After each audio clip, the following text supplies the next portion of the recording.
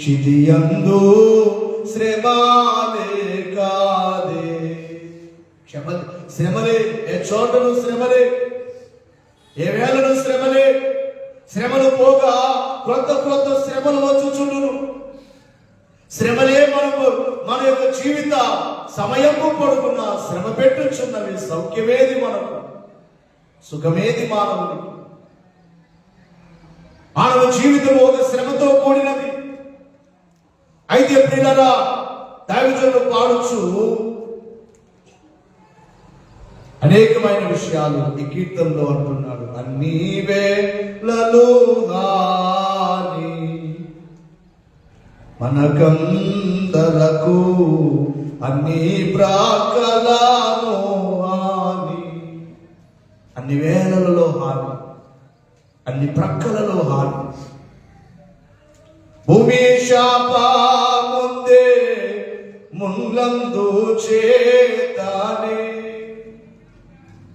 భూమి శాపమైపోయింది, సరి అయిన పంటలు లేవు. రైతు ఎంతో కష్టపడుతున్నాడు, శ్రమ పడుతున్నాడు. శాపము, భూమికి శాపం వచ్చినది. చెమటోర్చి పురుషుండు సేద్యంబు చేయును. చెమటోర్చి కష్టపడి పని చేయాలి. ప్రసవ వేదన స్త్రీకి ప్రాణ భీతిగా నుండు. ఒక స్త్రీ ప్రసవించాలంటే ప్రాణం పోయి మరలా వచ్చినట్లుగా అంతటి శ్రమ. బిడ్డలు లేకున్నా బిడియముగా నుండు. బిడ్డలు లేకపోతే అదొక బిడియము, సిగ్గు. కొంతమంది మాటలు బాధ అంటూ ఉంటారు, నీకు ఎవరున్నారని. కొంతమంది డైరెక్ట్ మాట్లాడతారు. అది ఎంత శ్రమ. బిడ్డలు లేని వారిని నీకు ఎవరున్నారని, నీకు బిడ్డలున్నారా, నీకు తల్లుందా, నీకు పిల్లుందా అని మాట్లాడితే ఎంత బాధ. బిడ్డలు లేకపోతే బిడియము అన్నారు. భార్యాభర్తల మైత్రి పాడైపోవచ్చుండే. భార్యాభర్తల మధ్యలో మైత్రి లేక ప్రేమ లేదు. మాటలో చెప్పాలంటే కుటుంబ వ్యవస్థలు పాడైపోతూ ఉన్నాయి. సమాధానం లేదు, ఐక్యత లేదు, ప్రేమ లేదు. ఎంత జాగ్రత్త ఉన్నా ఏదో ఒక జాబుండు. ఎన్ని జాగ్రత్తలు తీసుకున్నా ఏదో ఒక అనారోగ్యం మనిషికి ఉంటుంది. రోగము లేని మానవుడు ఉండడు. ఎప్పటికైనాను తప్పదు మరణము. ఎప్పటికైనా ఈ లోకాన్ని విడివక తప్పదు. ఈ లోకాన్ని విడిచిన వారిని బట్టి, కుటుంబంలో ఎవరైనా చనిపోతే వారిని బట్టి బాధపడతారు, కానీ ప్రతి మానవునికి మరణం అనేది తప్పదు. వాన కురియాకున్నా పంట పండదు, కరువు. వాన లేకపోతే పంట లేదు. వాన అధికమైన పంట నాశన మగును. ఒకవేళ వాన ఎక్కువైతే, వర్షం ఎక్కువైతే పంట నాశనం అయిపోతుంది. ఎంత కావాలో అంతే కావాలి. చూస్తూ ఉన్నాం కదా, కొన్ని ప్రాంతాల్లో భయంకరమైన వరదలు వచ్చి అన్ని కొట్టుకొని పోతున్నాయి, పంటలు కొట్టుకొని పోతున్నాయి, గృహాలు, కుటుంబాలు, పల్లెలు, ఊర్లే కొట్టుకొని వెళుతున్నాయి. వాన అధికమైన పంట పంటలు కరువు.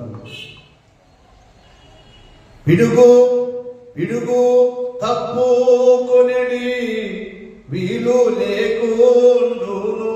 ఒకవేళ పిడుగు పడిందంటే తప్పించుకోవడానికి అవకాశము లేదు, పడిపోతుంది సడన్గా.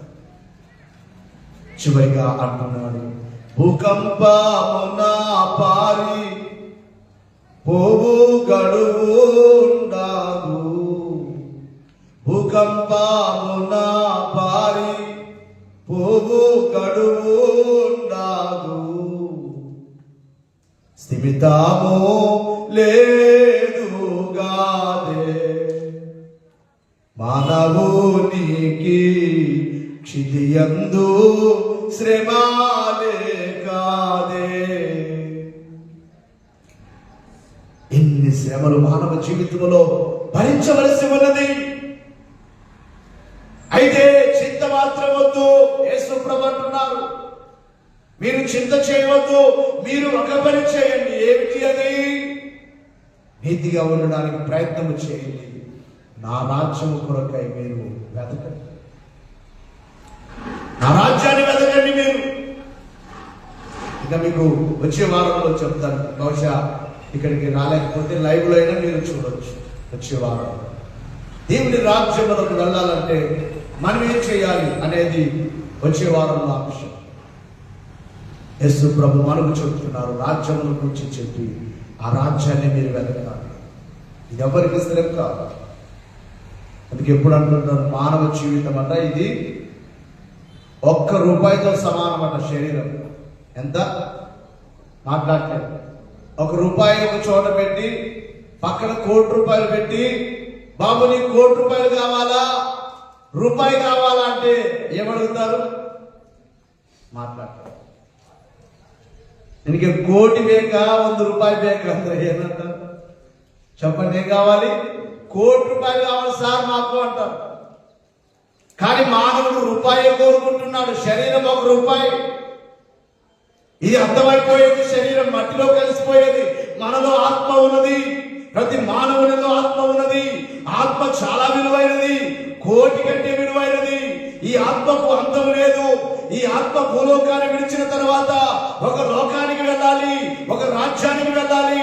అదే పరలోక రాజ్యం. యేసు ప్రభువు అన్నారు, పరలోక రాజ్యమును గూర్చిన సువార్త చెప్పారు. ఆ పరలోక రాజ్యమును మీరు వెతకండి, ఆ రాజ్యము కొరకు మీరు ప్రయాసపడండి. భూమి మీద ఏది మీకు స్థిరము కాదు, ధనము స్థిరము కాదు. ఒకవేళ సంపాదించుకున్నా అన్ని విడిచిపెట్టి వెళ్ళవలసిందే. అవునా కాదా? వారు ఎక్కడ నుండి వెళ్ళారు జ్ఞాపకం ఉండదట. వారి ఇల్లు విడిచిపెట్టి వెళ్ళింది కూడా, వారి ఇల్లు కూడా వారికి జ్ఞాపకం ఉండదు.